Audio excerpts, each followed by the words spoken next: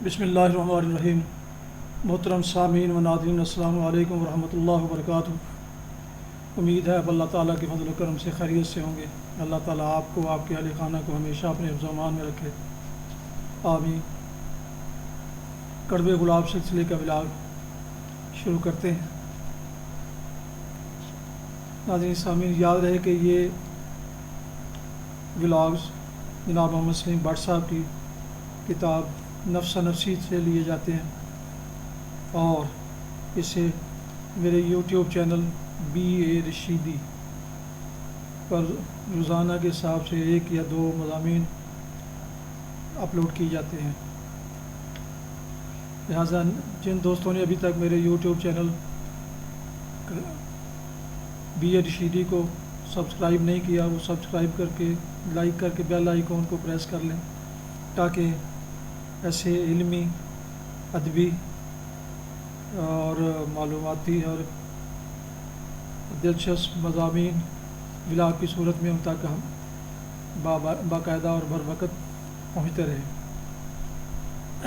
شروع کرتے ہیں آج کا ولاگ۔ عنوان ہے قومی زبان اردو پاکستانی۔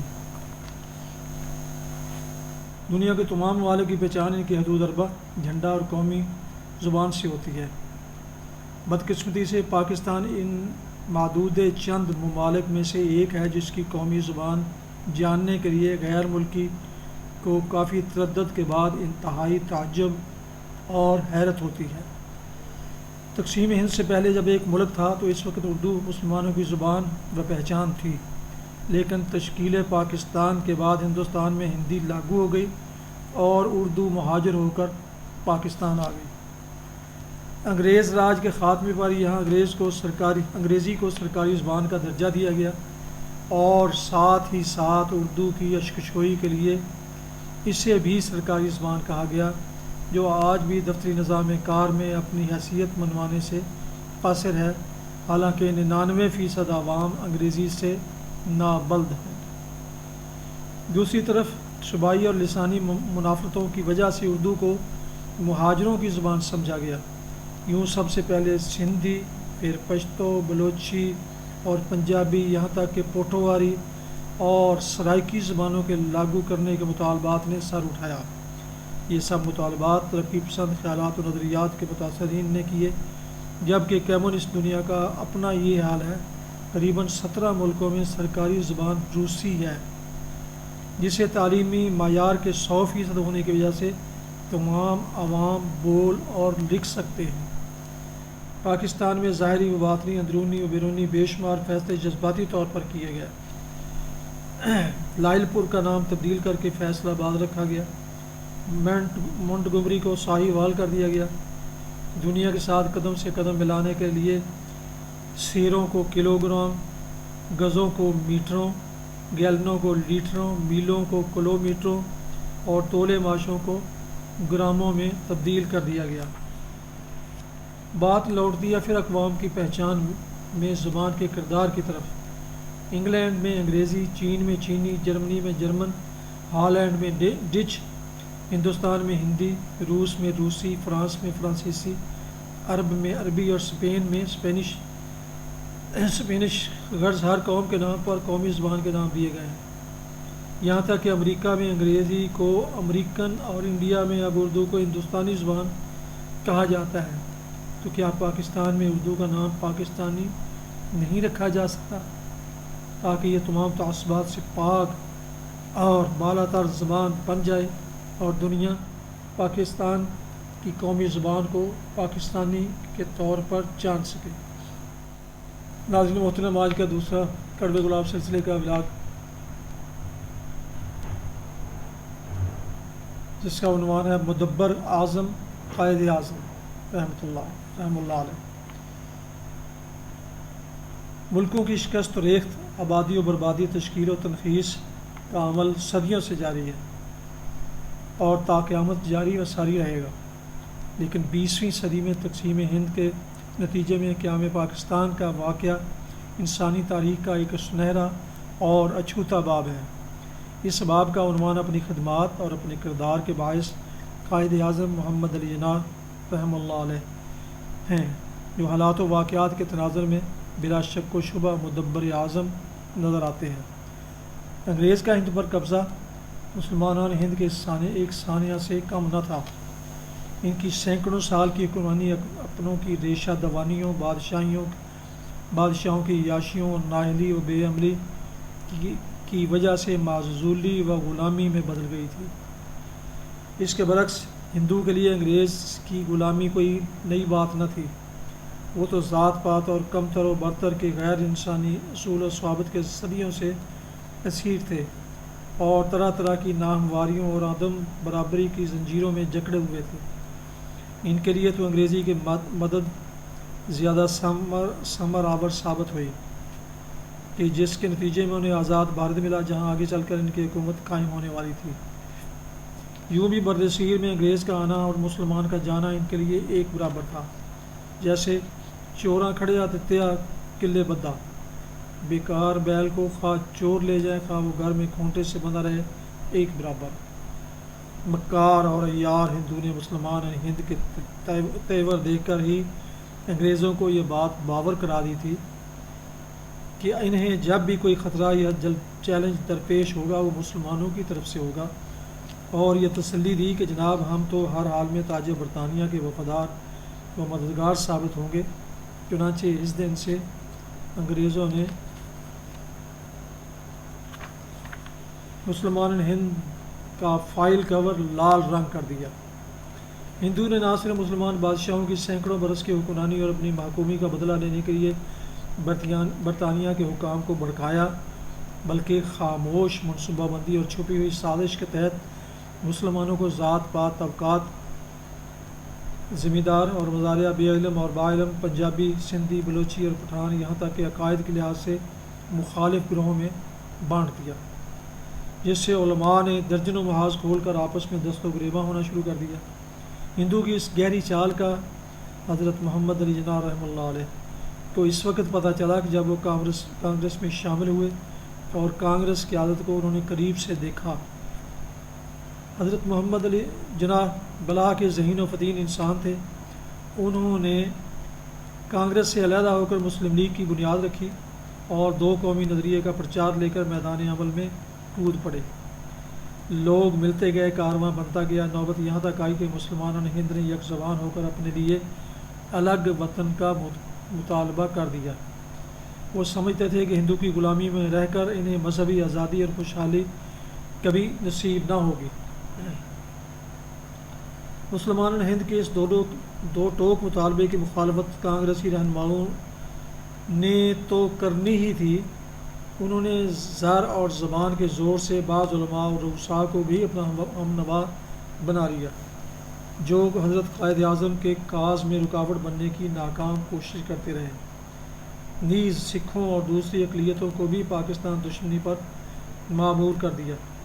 ادھر گورا تو پہلے ہی اپنی ضرورتوں کے تحت ہندو سے پیار و الفت کی پنگیں بڑھا رہا تھا، اس کے دل میں مسلمان کے لیے نفرت کی آگ دو چند ہو گئی، لیکن صدقے جائیے حضرت قائد اعظم کی طاقت، بصیرت اور تدبر پر کہ ایک وقت ہزار مجاہدوں پر سینہ سپر ہونے کے بعد بالآخر الگ وطن پاکستان حاصل کرنے میں کامیاب ہوئے اور ان کے مخالف اپنے زخم چاٹتے رہ گئے۔ مخالفوں نے اسی پر بس نہ کی بلکہ قیام پاکستان کے بعد چھسیانے ہو کر دنیا کی سب سے بڑی اسلامی ریاست کے وجود کو تسلیم کرنے سے انکاری ہوئے۔ کبھی اسے ناپاکستان کہا اور کبھی دل کی بھڑاس نکالنے اور آنکھوں کے غبار کو صاف کرنے کے لیے برطانوی لائبریریوں کی کھاک چھانی اور وہاں سے کچے پکے تراشے لا کر حضرت قائد اعظم کو برطانوی گماشتہ ثابت کرنے کی کوشش کی۔ اس سعی حاصل سے ان کا صرف مقصد ایک ہی تھا، وہ یہ کہ پاکستان اور بانی پاکستان کے لیے اندھی عقیدت اور سچی محبت رکھنے والے عوام کے دلوں سے ختم کیا جائے۔ لیکن پاکستانی عوام کے دل و دماغ میں یہ حقیقت روشن کی طرح عیاں تھی اور ہے کہ پاکستان کا قیام صرف اور صرف حضرت قائد اعظم کے کردار کا معجزہ ہے، ان کے تدبر کی دین اور ان کی ولولہ انگیز قیادت کا کرشمہ۔ یاد کیجیے کس طرح پاکستان مخالفوں نے سیاسی محاذ کے علاوہ ایک گھناؤنا محاذ ان کی ذاتی زندگی کے بارے میں بھی کھلوایا اور وہاں سے کیسے کیسے غلیظ چھینٹے اڑ کر ان کے بے داغ کردار پر گرنے لگے۔ وہ جو مقدمات کے عمیق تہوں میں اتر جاتے تھے اور معاملات کے سبھی پہلوؤں کا احاطہ کرنے کی قدرت رکھتے تھے، اپنی شادی کے لیے قدر ابہام کا شکار ہوئے۔ شادی کے بعد خدا نے انہیں چاند سی بیٹی عطا کر دی، لیکن بیگم صاحبہ فوت ہو گئی، انا للہ و انا الیہ، جس سے گھریلو مسائل پیدا ہوئے اور سسرالیوں کو بھی مخالفوں کی انگلیوں پر ناچتے دیکھا گیا۔ مگر ان مخدوش حالات میں بھی حضرت قائد اعظم چٹان کی طرح مضبوط رہے اور ان کے پائے استقامت میں ذرا سی بھی لغزش نہ آئی۔ پھر بیٹی جوان ہو گئی اور ایک دن بالکل غیر متوقع طور پر باپ سے کہنے لگی، پاپا میں شادی کر رہی ہوں۔ حضرت قائد اعظم خوش ہوئے اور انہوں نے پیار سے بیٹی کی طرف دیکھتے ہوئے پوچھا، کون ہے وہ خوش نصیب جو ہمارا داماد بننے والا ہے؟ بیٹی نے جواباً ایک غیر مسلم نوجوان کا ذکر کیا تو حضرت قائد اعظم کے ماتھے پر بل پڑ گئے۔ تم بھول رہی ہو کہ تم ایک مسلمان کی بیٹی ہو۔ بیٹی نے ضد کی، پاپا میں فیصلہ کر چکی ہوں، میں اسی سے شادی کروں گی۔ حضرت قائد اعظم نے بیٹی سے فرمایا، میں تمہیں سوچنے کا وقت دیتا ہوں۔ ایک باپ نے اپنی اکلوتی بیٹی کو اپنے فیصلے پر نظرثانی کرنے کی مہلت دیتے ہوئے کہا۔ بیٹی ٹس سے مس نہ ہوئی۔ اس کی پشت پر ننھال کا جذبہ انتقام تھا اور سسرالی خاندان کے ہندو دوستوں کی چال تھی جسے حضرت قائد اعظم بھانپ گئے۔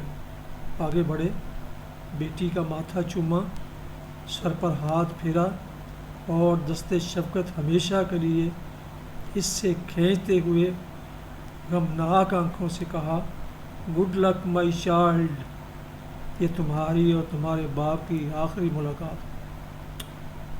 سوچنے کا مقام ہے، ہم بھی صاحب اولاد ہیں۔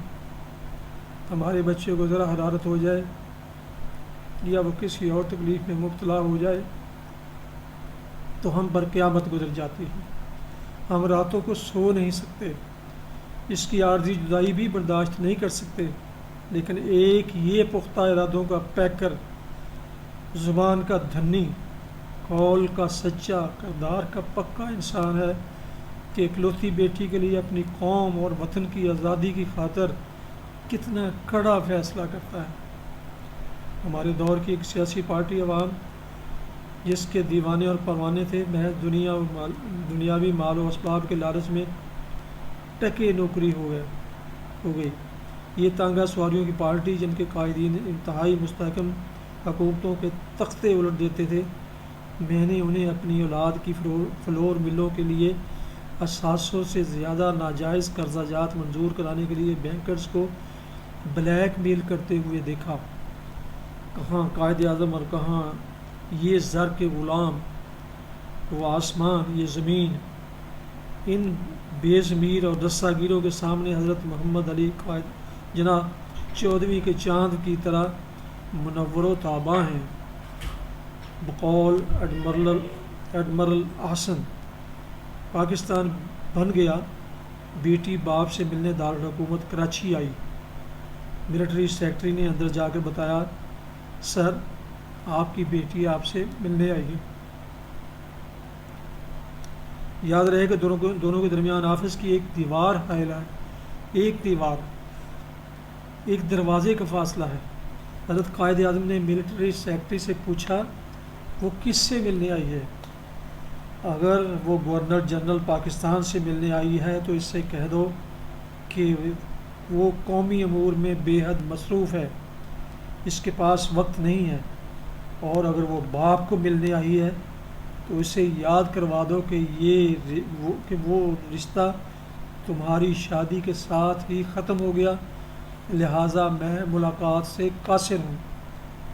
کیا پورے پاکستان، ہندوستان میں ایسے آئینی عزم کی کہیں اور دوسری مثال ہے؟ اس قائد اعظم نے پاکستان بنایا، خدا انہیں جنت میں اعلیٰ مقام دے، آمین ثم آمین۔ ناظرین و قائدین، سامعین محترم، یہ تھا کڑوے گلاب سلسلے کا آج کا ولاگ، جیسے جناب محمد سلیم بٹ صاحب کی کتاب نفس نفسی سے لیا گیا. اس میں 2 عنوان کے مضامین آپ کی خدمت میں پیش کی گیا. ایک کا عنوان تھا قومی زبان اردو پاکستانی، دوسرا ولاگ کا عنوان مدبر اعظم قائد اعظم. دوبارہ درخواست ہے کہ جن دوستوں نے ابھی تک میرے یوٹیوب چینل BA رشیدی کو سبسکرائب نہیں کیا یا وہ اس پر نئے ہیں تو اس یوٹیوب چینل کو ضرور سبسکرائب کریں، لائک کریں اور بیل آئیکن کو ضرور پریس کر دیں تاکہ آئندہ آنے والے ایسے معلوماتی اور دلچسپ ولاگز ان تک باقاعدہ اور بروقت پہنچتے رہیں. اگر من چاہے تو دوستوں سے شیئر بھی کر لیں، کیونکہ علم کسی ایک کی میراث نہیں ہے، اس میں ہم سب کا شیئر ہونا چاہیے، یہ سب تک پہنچنا چاہیے کوئی بھی اچھا علم ہے. اللہ تعالیٰ آپ کا حامی ناصر، اللہ تعالیٰ آپ کو اپنے حفظ و امان میں رکھے، آپ کو آپ کے اہل خانہ بھی. آمین. اپنا بہت خیال رکھیے گا، دعاؤں میں پاک وطن، والدین، ایسا وقارب، دوست و احباب اور اس ناچیز کو بھی ضرور یاد رکھیے گا. شکریہ. السلام علیکم ورحمۃ اللہ. پاکستان زندہ باد.